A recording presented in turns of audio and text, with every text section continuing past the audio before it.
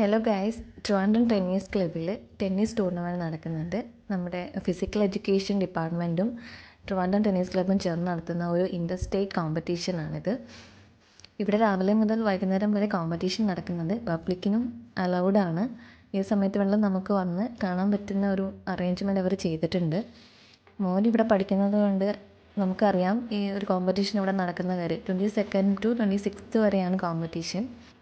ഇൻഡോറായിട്ടും ഔട്ട്ഡോറായിട്ടും competition നടക്കുന്നുണ്ട്.